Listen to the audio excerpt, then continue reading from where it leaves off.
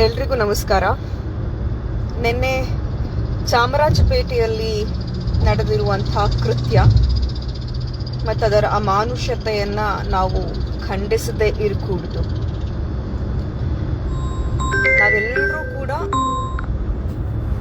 ನಾವೆಲ್ಲರೂ ಕೂಡ ತಾಯಿಯ ಹಾಲು ಇಲ್ಲದೆ ಹೋದ್ರೂ ಕೂಡ ಹಸುವಿನ ಹಾಲನ್ನ ಕುಡಿದಾದ್ರೂ ಉಳಿದಿರುವಂಥವ್ರು. ಹಸುವಿನ ಕೆಚ್ಚಲನ್ನ ಸೈಯದ್ ಅನ್ನುವಂಥ ಒಬ್ಬ ಬಿಹಾರ ಮೂಲದವನು ಆತ ಕಡ್ದಿರೋದು ಅಮಾನುಷವಾದಂಥ ಕೃತ್ಯ, ಪ್ರಾಣಿ ಹಿಂಸೆಯನ್ನ ಮಾಡಿರುವಂಥ ಕೃತ್ಯ, ಒಟ್ಟಾರೆಯಾಗಿ ಮಾನವೀಯತೆಗೆ ಒಂದು ಕಳಂಕವನ್ನ ತರುವಂಥ ಕೆಲಸ. ಇದನ್ನ ನಾವೆಲ್ಲರೂ ಖಂಡಿಸಲೇಬೇಕಾಗತ್ತೆ. ಇಸ್ಲಾಂ ಕೂಡ ಇದನ್ನೇ ಹೇಳುತ್ತೆ. ಇಸ್ಲಾಂ ಮಾಂಸವನ್ನ ತಿನ್ನುವ ವಿಚಾರದಲ್ಲೂ ಕೂಡ ಗರ್ಭ ಧರಿಸಿರುವಂಥ ಅಥವಾ ಹಾಲುಣಿಸ್ತಾ ಇರುವಂಥ ಇದನ್ನು ಕೂಡ ನಾವು ತಿನ್ನಬಾರ್ದು ಅನ್ನೋದನ್ನು ಕೂಡ ಇಸ್ಲಾಂ ಹೇಳುತ್ತೆ.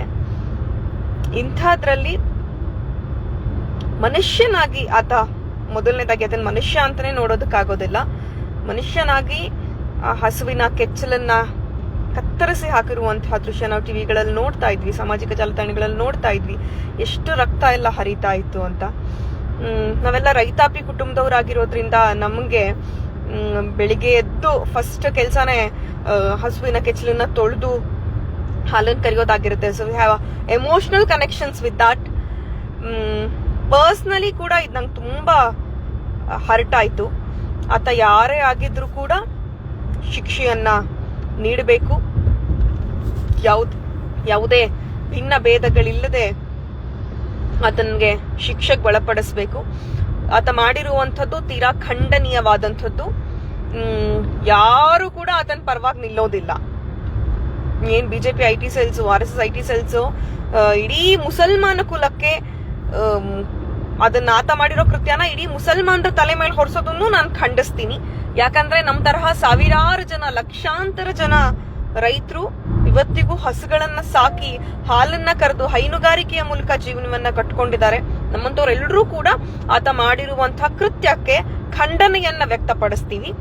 ಇದನ್ನ ಇಡೀ ಮುಸ್ಲಿಂ ಸಮುದಾಯಕ್ಕೆ, ಆತ ಒಬ್ಬ ಮಾಡಿರೋ ಸೈಯದ್ ಅಂತ ಇದೆ ಹೆಸರು ಅಂದ ತಕ್ಷಣ ಇಡೀ ಮುಸ್ಲಿಂ ಸಮುದಾಯಕ್ಕೆ ಆ ಅಪವಾದವನ್ನ ಹೊರಿಸೋದು ತಪ್ಪು. ಯಾಕಂದ್ರೆ ನಾವೆಲ್ಲರೂ ಕೂಡ ಆ ಕೃತ್ಯವನ್ನ ಖಂಡಿಸ್ತಾ ಇದೀವಿ. ನಾವ್ಯಾರು ಕೂಡ ಆತನಿಗೆ ಪರವನ್ನ ವಹಿಸ್ಕೊಳ್ತಾ ಇಲ್ಲ.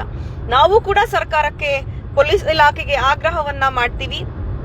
ಜೊತೆಗೆ ಅಫ್ಕೋರ್ಸ್ ಪ್ರಾಣಿ ಸಂರಕ್ಷಣಾ ಸಮಿತಿ ಅವರು ಕೂಡ ಇದರಲ್ಲಿ ಇಂಟರ್ಫಿಯರ್ ಆಗ್ತಾರೆ. ಅವರು ಕೂಡ ಅವನಿಗೆ ಶಿಕ್ಷೆ ಆಗೋ ತರಹಕ್ಕೆ ಆಗ್ರಹವನ್ನ ಮಾಡ್ತಾರೆ. ನಾವು ಕೂಡ, ನಮ್ಮ ಸಮುದಾಯ ಕೂಡ, ಮುಸ್ಲಿಂ ಸಮುದಾಯ ಕೂಡ ಆತನಿಗೆ ಶಿಕ್ಷೆ ಆಗ್ಬೇಕು ಅಂತಲೇ ಆಗ್ರಹಿಸುತ್ತೆ.